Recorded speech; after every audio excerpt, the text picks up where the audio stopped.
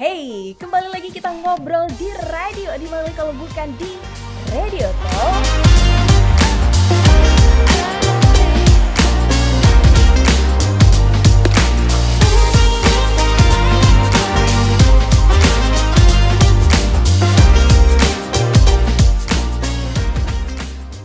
Hai. Selamat dengar kembali podcast kita di Radio People. Ada banyak hal yang bakalan kita ungkap, kita ngobrol, kita cap-cip-cup dengan orang-orang dan juga tokoh-tokoh yang luar biasa gitu ya. Kali ini aku ditemani sama nama dan panggilan kayaknya agak sedikit kurang matching. Ada Keken. Iya, halo. Halo. Oke, nama aslinya siapa tuh Ken? Nama asli aku itu Nafisa Mukni Kenangan. Oke, Nafisa Mukni Kenangan. Iya. Tapi panggilannya Keken. Iya. Itu udah dari kecil gak sih panggilannya? Dari kecil. Dari kecil banget ya Keken ya? Iya. Ya Agak jauh ya. Iya, aku jauh, aku juga bingung. Ini panggilan siapa? Sasa, Vivi gitu kan? Oh, ternyata Keken gitu ya. Oke. Apa kabar Ken? Alhamdulillah sehat. Luar biasa gitu. Nah, Keken ini aku yang pasti dong, yang namanya tamu dari Radio Talk kita tuh bukan orang-orang yang itu orang-orang yang sudah banyak banget sepak terjangnya gitu nih teman Prado. Apalagi Keken ini juga bisa dikenal itu sebagai seorang Dara 2 untuk di daerah Kampar, benar ya? Betul Itu sekali. di tahun 2022. 22, ya. Oke, benar. Selain itu katanya kamu juga aktif banget nih untuk yang namanya mengupgrade diri ke berbagai macam ajang. Apa aja tuh?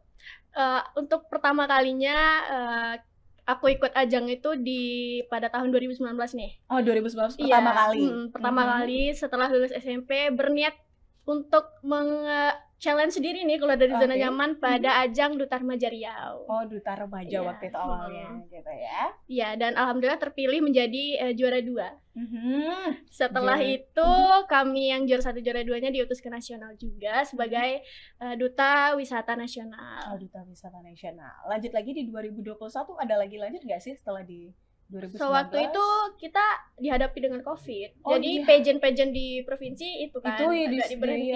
Iya, benar. Kembali lagi di tahun 2022 dalam ajang Bujang Dara Kampar dan kembali menjadi juara 2. Oke, kayak kamu ada ini deh, ada jinx dengan angka 2 nggak sih? Mungkin iya. Atau jangan tanggal lahir kamu deh atau bulan lahir kamu? Enggak. Enggak Jauh. kayak gitu sekali. Jauh. Atau Jauh. favorit kamu hari kamu tuh hari kedua nggak sih? Enggak. Enggak juga. Enggak tahu kenapa ya tiba-tiba juara 2 aja terus Oh, gitu. Mungkin memang rezekinya di situ kan. Rezekinya, tapi ya itu keberuntungannya juara. Iya. Gitu. Oke. Nah, karena ngeliat kayaknya mungkin karena situasi COVID doang yang ngebatasi. Tapi kalau misalnya waktu itu nggak COVID, kamu bakalan coba untuk nggak up diri kamu nggak sih? Kamu bakalan coba beragam izin lagi nggak sih? Bisa jadi kalau memang sewaktu itu tidak ada COVID, saya pengen coba-coba yang lain lagi karena kan nggak ada batasan ya untuk tidak mencoba. Selagi kita masih tertarik untuk terjun dalam dunia itu ya pasti bakal dicoba. Coba gitu. Oke. Nah, kita bakal fokus ke satu topik juga gitu ya. Kayaknya sekarang Radio People juga adalah tipikal anak-anak yang sekarang tuh notabene kita ngomong kayak ambis gitu lah ya. Kalau dibilang ambis tuh kita ada plus minusnya ya, ada depan belakangnya lah ya. Kalau bisa mencapai, so that's a good thing. Tapi kalau misalnya ada orang yang justru ngelihat dari samping point of view yang berbeda gitu kan, ini anak ambis banget alias notabene kayak serakah lah bahasanya gitu ya kan. Tapi kalau menurut kamu ambis itu lebih banyak kamu konstankan ke positivity or negativity? Kalau untuk aku sendiri sih ke lebih positif ya.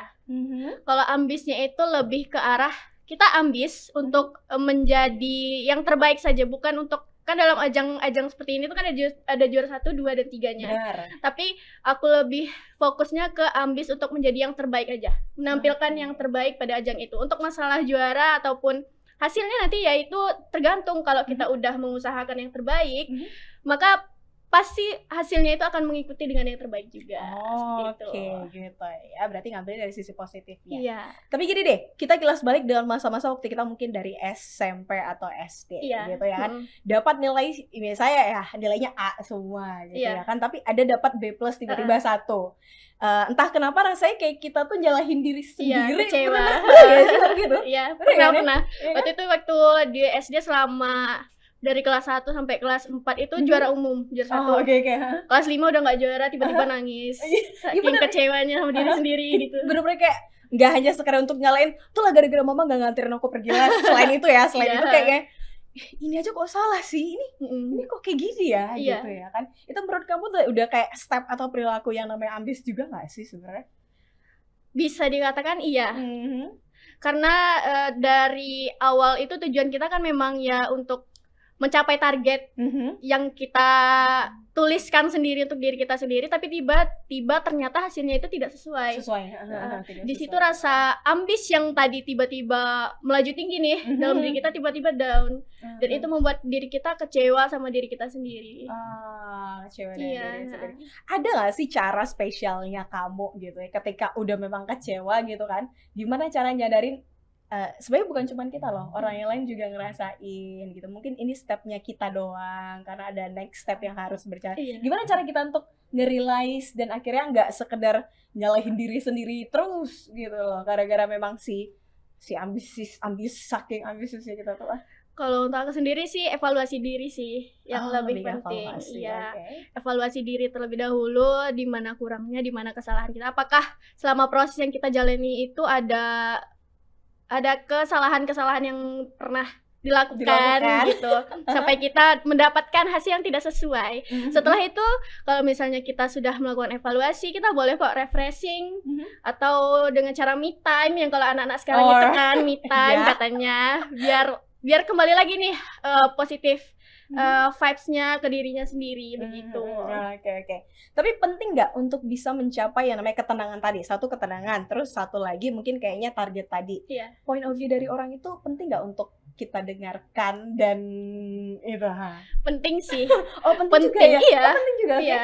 Karena sejatinya kalau kita itu tidak bisa menilai diri kita sendiri itu 100%. Kita juga butuh view dari orang lain. Gak jauh-jauh sih ya, dari orang tua terlebih dahulu, dari keluarga atau dari teman-teman yang memang sudah lama dekat dengan kita. Kan mereka jauh lebih kenal tuh sama kita gitu. Jadi nanti setelah mereka memberikan point of view mereka ke kita juga bisa sudah menilai diri kita. Ya udah kita bandingkan apakah sama nih dari pandangan mereka dan juga pandangan kita sendiri.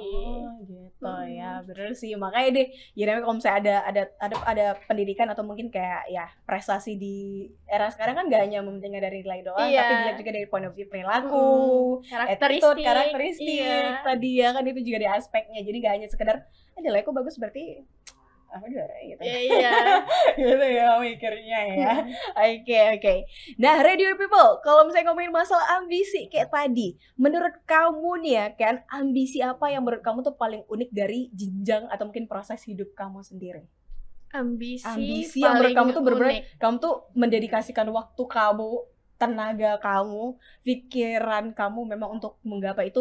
Saya ada momen kayak mungkin per 3 bulannya masanya atau mungkin per 6 bulannya, itu ada nggak? Kayaknya ambisi dalam pendidikan ya. Pendidikan. Kebetulan kan aku sendiri nih sedang menempuh pendidikan kuliah gitu, sarjana, untuk menempuh pendidikan sarjana.